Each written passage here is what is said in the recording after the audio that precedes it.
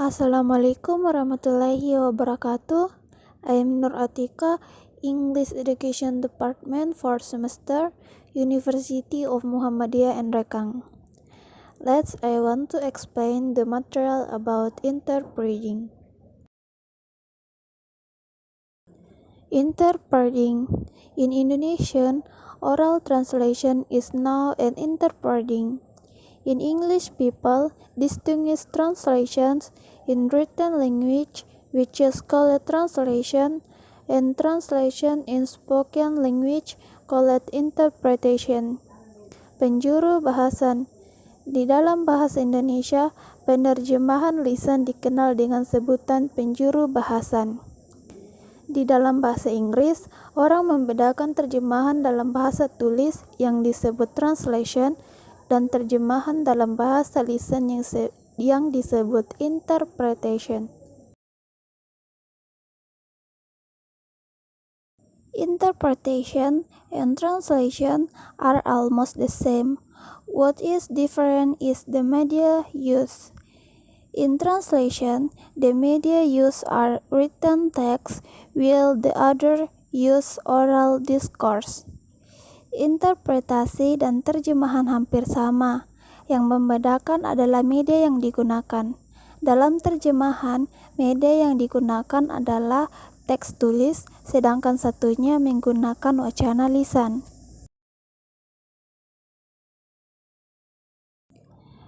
The translator requirements. The first, mastering the search language and target language. The second, get to know the culture of the search language and target language. The third, mastering the topic or problem of translate text.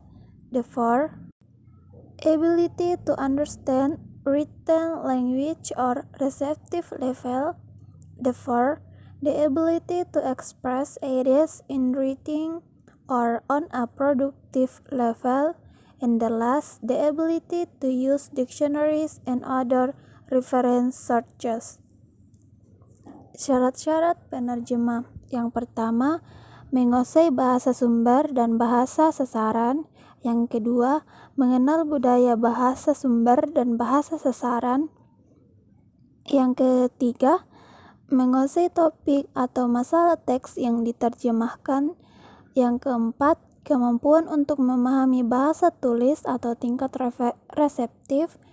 Yang kelima, kemampuan untuk mengungkapkan gagasan secara tertulis atau tingkat produktif. Dan yang terakhir, kemampuan untuk menggunakan kamus dan sumber referensi lainnya. Interpretation requirements. The first, mastering the search language and target language.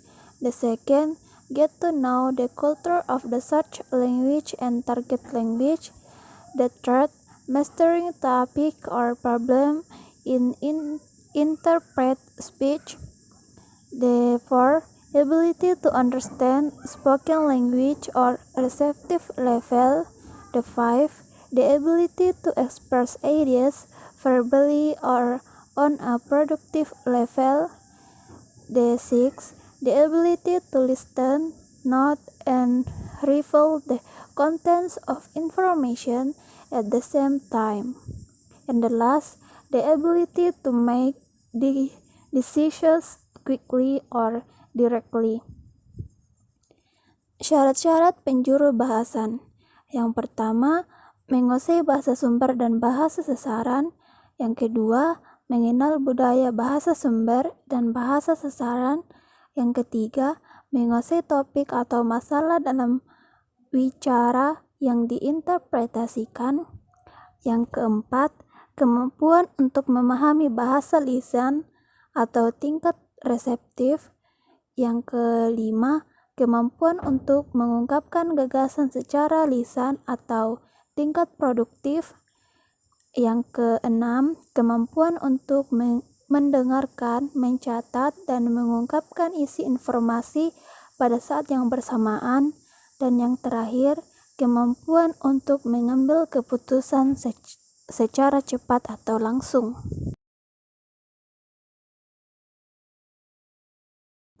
Translator tools. If an interpreter needs paper tools, pencils, handphone, and microphones, then an interpreter needs even more tools. In addition, the requiring paper and pencil, he can utilize other tools, but conventional and modern. Perkakas penerjemah. Bila seorang interpreter membutuhkan perkakas kertas, pensil, handphone, dan mikrofon, maka seorang penerjemah membutuhkan perkakas yang lebih banyak lagi. Selain memerlukan kertas dan pensil, ia bisa mendayagunakan perkakas lainnya, baik yang bersifat konvensional maupun yang modern.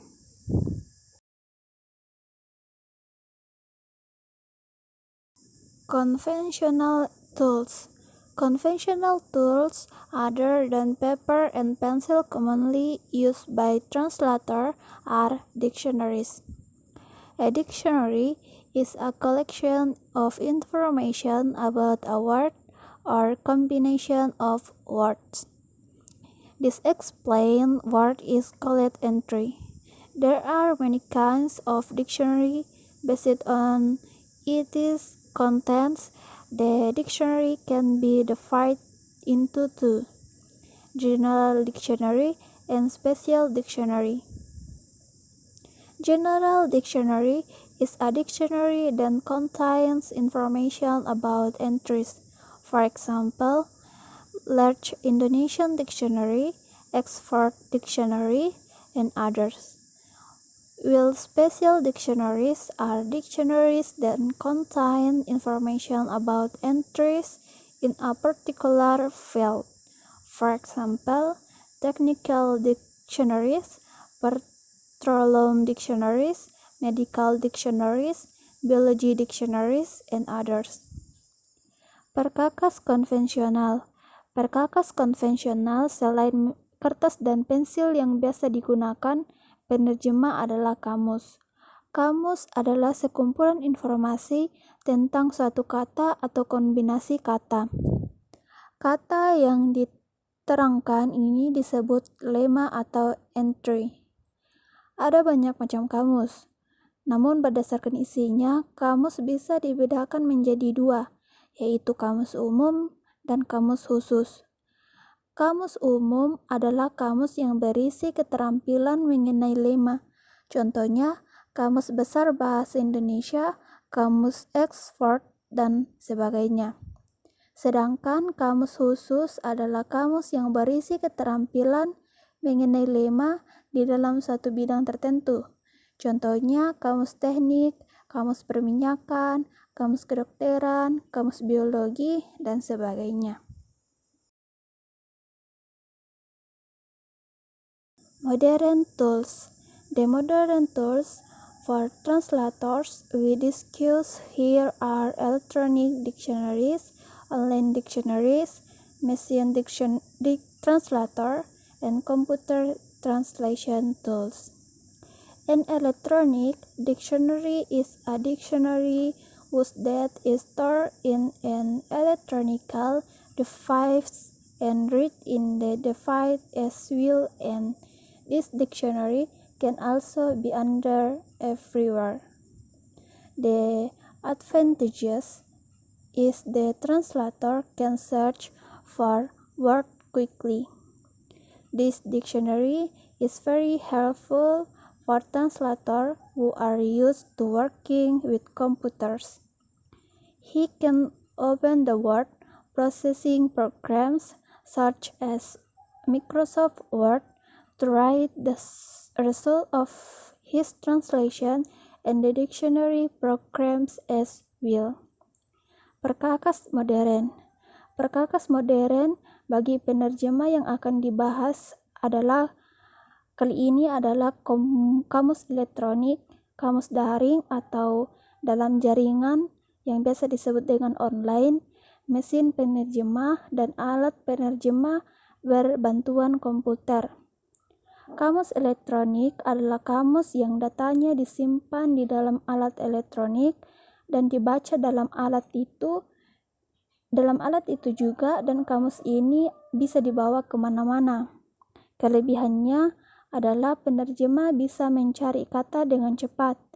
Kamus ini sangat membantu bagi penerjemah yang bisa bekerja dengan komputer, karena ia bisa membuka program pengolahan kata, misalnya Microsoft Word, untuk menulis hasil terjemahannya dan program kamus sekaligus. There are two main articular machine translators. The first is a linguistic role-based translator machine. Simply put, this type of translator machine is software consists of algorithm or ruler that can analyze the translation units of the search language being processed, then match them to a database in the field of sentence structure and vocabulary, and finally rearrange the pitch. The disadvantage is the design must always complete this linguistic rule so that the quality of the result is getting better, and linguistic that obtained based on the initial analysis in the target language.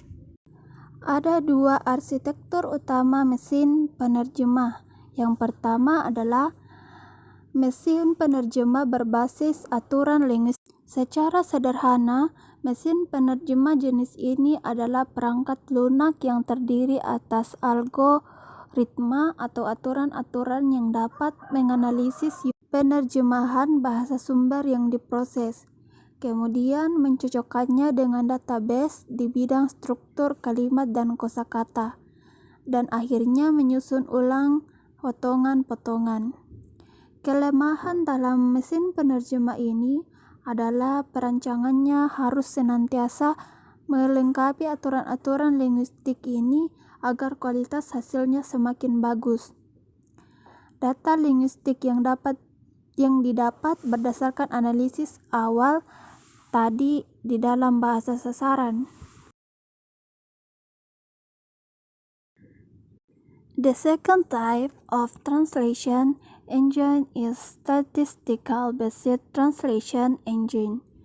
Statistical-based translation machine product translation not based on linguistic rule but on the result of the manuscript model.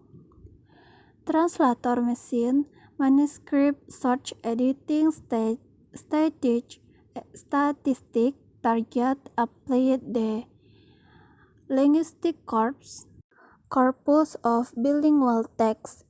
The corpus is a text sample taken from the real world, from the imagination.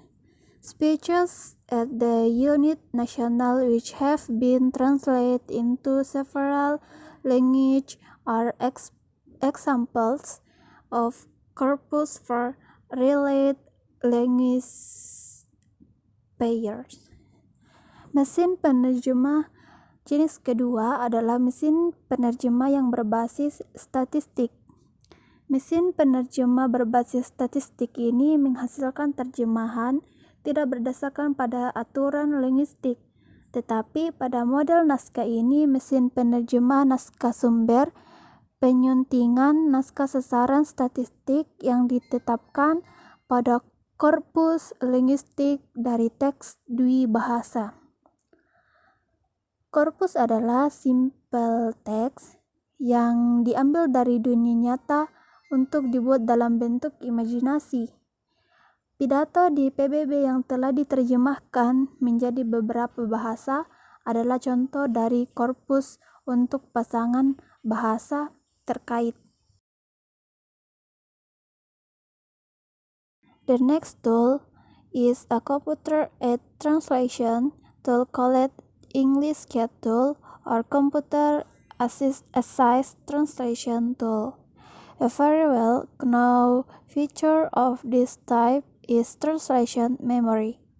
The process of translating with the CAT tool BCU scripts is directly processed by human or translator with the help of glossaries and memory containing BCU and BCA pair provided by CAT tool. In general, the CAT tool system has their function, their management, translation memory, and workplace are sometimes called translation workstation.